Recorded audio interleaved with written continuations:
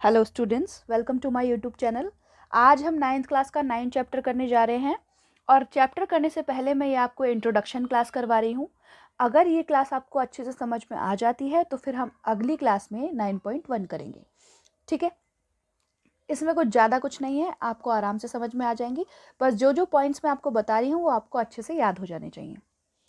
तो हमारा जो 9 चैप्टर है उसमें हमें क्या दे रखा है, वृत्त दे रखा है।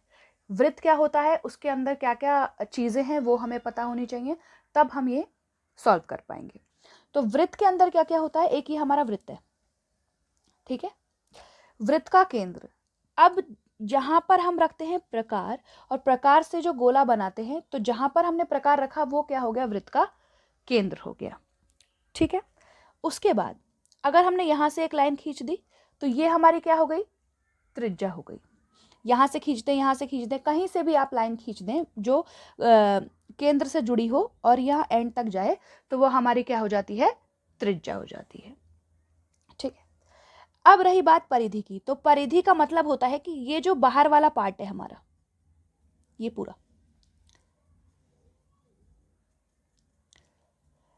ये कितना है इसका पता लगाने को हम क्या कहते हैं, परिधि कहते हैं। जैसे वृत्त की जो परिधि होती है वो 2πr होती है, ये हमने 7वीं कक्षा में पढ़ा है, 8वीं कक्षा में भी पढ़ा है। तो ये हमारा क्या हो जाती है, परिधि हो जाती है। अब रही वृत्त के तल की बात। तो जैसा कि हमने लिया, ये लिया हमने जैसे कोई, ठीक है, इसके अंदर हमने एक गोला बनाया। तो जो ये है जिसके ऊपर हमारा वृत्त बना हुआ है वो क्या होता है, वृत्त का तल होता है। और ये अभ्यंतर होता है और ये बहिर्भाग होता है, यानी कि बाहर का भाग, और अभ्यंतर का मतलब होता है अंदर का पार्ट। ठीक है, वृत्त का तल भी हो गया। अब हमें निकालना है वृत्तीय क्षेत्र। तो वृत्त का जितना भी क्षेत्र है, ये पूरा जितना भी क्षेत्र में हमारा वृत्त बना हुआ है, उसका जो जितना भी क्षेत्र है उसको कहते हैं वृत्त का क्षेत्र। ठीक है, अब बोल रहा है कि वृत्त की जीवा। वृत्त की जीवा क्या होती है, जो सेंटर से नहीं जुड़ी हुई होती। हम कितनी भी जीवा हम यहाँ पर कर सकते हैं, ऐसी भी हो सकती हैं, वैसी भी हो सकती हैं। ये सब हमारी क्या है, वृत्त की जीवा है। और वृत्त की सबसे बड़ी जीवा जो होती है वो उसका व्यास होता है।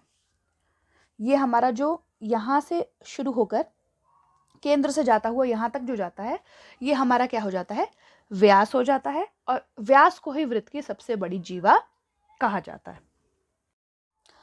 अब हम पढ़ेंगे चाप के बारे में। जैसे कि हमें दिया हुआ है, एक हमें सर्कल दिया है, ठीक है, ये हमने बनाया सर्कल,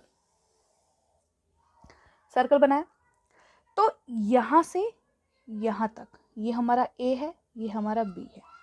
ठीक है, तो यहाँ से लेके यहाँ तक हमने कोई लाइन खींची, यानी परिधि का एक छोटा हिस्सा, उसे क्या कहा जाता है, चाप कहा जाता है।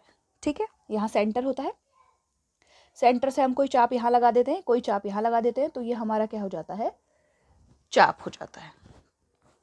ठीक है, इसको हम यहाँ से जोड़ भी सकते हैं, ये एक तरीके की हमारी जीवा ही हो गई, समझ लीजिए। तो ये वाली हमारी जो ये वाला जो पार्ट है हमारा, ये हमारी क्या हो जाती है, लघु जीवा।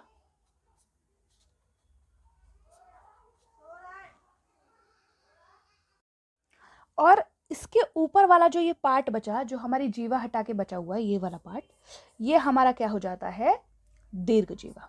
क्या हो जाता है, दीर्घ चाप, सॉरी माफ करना, चाप। यानी कि यहां से लेके ये जो पूरा पार्ट है ये हमारी क्या हो जाएगी, दीर्घ चाप हो जाएगी। और नीचे वाला जो हमारा है वो क्या हो जाएगी, लघु चाप हो जाएगी। ठीक है, अब जैसे कि ये गोला है, अब हमें अर्धगोला बताना है कि अर्धगोला क्या होता है। तो हमने ये सेंटर लिखा और सेंटर से हमने एक व्यास खींच दिया। ठीक है, तो यहां वाला जो पूरा पार्ट है ये हमारा क्या हो गया, एक अर्धवृत्त। और यहां वाला जो दूसरा वाला पार्ट है ये भी हमारा क्या हो गया, एक दूसरा। तो एक वृत्त के अंदर 2 अर्धवृत्त होते हैं। ठीक है, ठीक है, अब हम पढ़ेंगे वृत्त खंड का क्षेत्रफल। तो वृत्तखंड क्या होता है हमारा, तो अब हमें पढ़ना है वृत्तखंड का क्षेत्रफल। तो इसके लिए हम बनाएंगे एक वृत्त। इसके अंदर जैसे मैंने आपको बताया, यहां से हमने यहां से एक जीवा खींची। ठीक है, तो ये वाला जो पार्ट हमारा बना है ये हमारा क्या हो जाएगा, जीवा और वृत्त द्वारा बनाया गया जो खंड बनता है उसे कहते हैं वृत्त खंड का क्षेत्रफल। ये हमारा क्या हो गया, लघु वृत्तखंड का क्षेत्रफल। ये लघु वाला पार्ट हो गया, तो ये लघु वृत्तखंड का क्षेत्रफल हो गया। और जो ये बचा वाला पार्ट है पूरा, ये हमारा हो गया दीर्घ वृत्तखंड का क्षेत्रफल। ठीक है, ये ऊपर वाला पार्ट क्या हो गया, दीर्घ वृत्तखंड, और ये छोटा वाला पार्ट क्या हो गया, लघु वृत्तखंड। अब एक लास्ट चीज हमें पढ़नी है, त्रिज्या खंड का क्षेत्रफल। तो त्रिज्या खंड के क्षेत्रफल के लिए भी हम क्या करेंगे, एक वृत्त बनाएंगे। ठीक है, ये हमारा केंद्र है, ये हमारी यहां से एक चाप लगी, यहां से एक चाप लगी, और इसको जोड़ दिया हमने और इसको जोड़ दिया। ठीक है, तो ये हमारा क्या बना, त्रिज्याओं से बना हुआ खंड। ये हमारी क्या होती है, केंद्र से हम यहाँ तक किसी भी चीज को मिलाते हैं वो हमारी क्या हो जाती है, त्रिज्या हो जाती है। तो ये हमारा क्या हो गया, त्रिज्या द्वारा बना गया खंड, उसको कहेंगे त्रिज्या खंड। तो ये छोटा वाला है तो ये लघु त्रिज्या खंड हो गया, और ये जो बड़ा वाला ऊपर वाला जो पार्ट है ये हमारा क्या हो गया, दीर्घ त्रिज्या खंड। ठीक है, तो ये इस चैप्टर के बेसिक पॉइंट थे। मुझे आशा है कि आपको समझ में आए होंगे। अगर आपको समझ में आए तो प्लीज़ चैनल को लाइक करें, सब्सक्राइब करें, शेयर करें। Thank you very much.